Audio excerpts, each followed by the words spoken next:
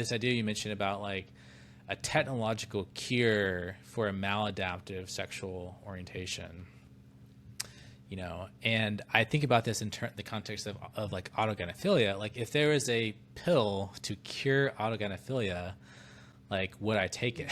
That's a Mm. question. Yeah, Or that's a like, good question, isn't it? Right? because clearly the AGPs who are go the escalation path, go the indulgence path, like they're getting pleasure out of it. Like it feels good to go down that pathway. And so I think a lot of people, like, even though their autogynephilia is a source of a great amount of distress psychologically, because it basically gives them this fantasy that's impossible to fulfill, such that that gap between your fantasy and like the reality of embodying that fantasy, there's always going to be a gap, which leads to dissatisfaction. But at the same time, there's so much like euphoria.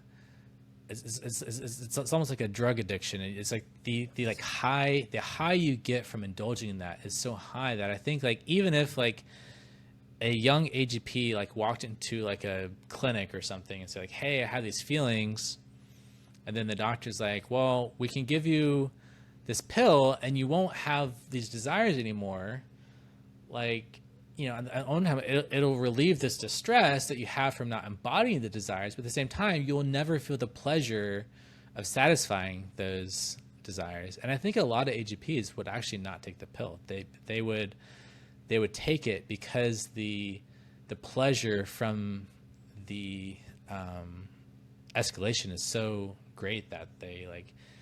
So yeah, I don't know. So it's sort of like this interesting question, like Yeah, whether absolutely. AGP is like natural variation or it's like somehow a pathological deviation from normal heterosexuality that Mm. ideally we would not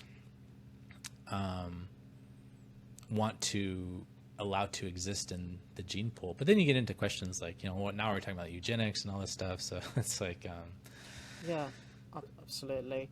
Um, Yeah, I think you brought an important point there that why a lot of people wouldn't do that because they will deprive themselves of that pleasure. But I'm thinking, okay, and of course, we're speaking in a purely hypothetical scenario here, but let's say you take this sort of pill that erases your AGP, your autogynephilia, wouldn't then some other desire that was already there be intensified because it now took the main stage and you'd likely still be satisfied sexually.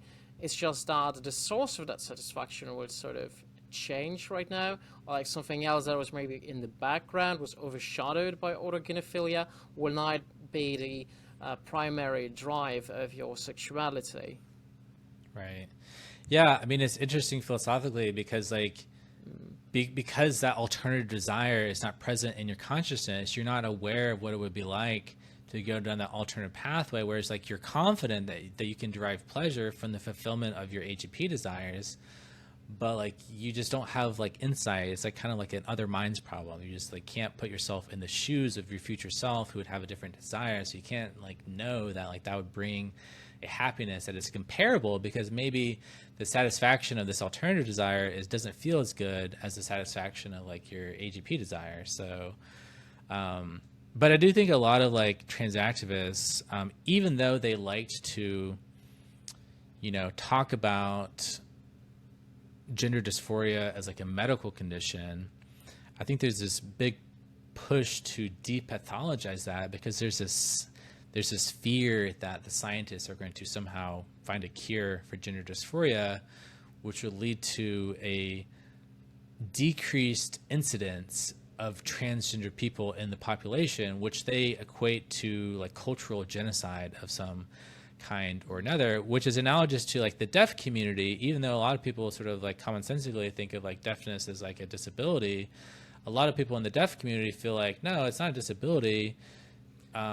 you know, it's like an enhancement with this new cultural apparatus of like sign language and our deaf culture, our deaf community. It's like actually a good thing so long as we're like accommodated and we have our own language. I feel like trans is like the same exact debate, whereas like people think it's like trans culture is like inherently good. So if you cure gender dysphoria, you would get rid of trans culture, which would be a bad thing, which would have a net negative on our society, because trans culture, even if it's associated with these like negative medical, you know, pathologies, it's like ultimately like a net positive because of how trans culture like, you know, contributes to our society with giving us like unique perspective on things, or you know, or something like this. So I don't know. I think it's like a very deep philosophical area, but I don't really have any clear answers. Yeah.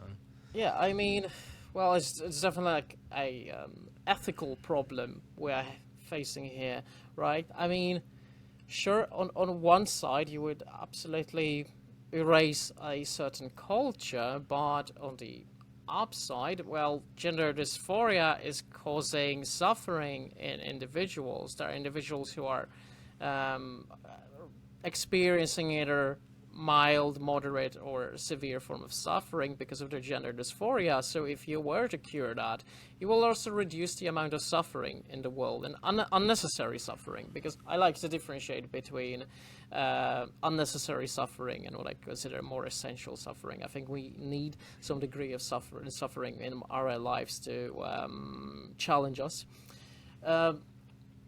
But yeah, should that be done? I mean, let's say as an autistic individual, right?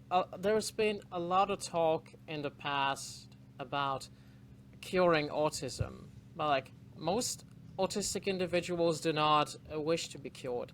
I myself, I don't really want to be cured from autism, right? That's almost sounds like the majority of people forcing the minority into becoming just like them, into like conforming to the standard. So I definitely wouldn't say no to a pill, to a medicine that would potentially cure my autism. But will there be someone who would be willing to take that pill? I think yes, absolutely, right? So now, well, the question is, should my opinion on this and my reason not to take that pill also limit someone's right to take that pill if they wish to? Well, I don't think so, and I have like a very individualistic, libertarian, anarchist approach to most things, right? Like the way what I want to do with myself and my body, the way I want to live my life, shouldn't inflict limitations on others what they want to do. I mean, to certain reasonable degrees, right? I think we can all agree that there should be some limitations there, as long as, you know, it comes to things that cause harm to others. So, no, I mean, the way I see it, if such medicine would be created, I think it should be available, but not necessarily forced. So again, it creates more autonomy for the individual. What would you like to do with your gender dysphoria? Do you want to transition, or do you want to take this pill that will cure your gender dysphoria? Right. And I think there will be, you know, people who will choose either or.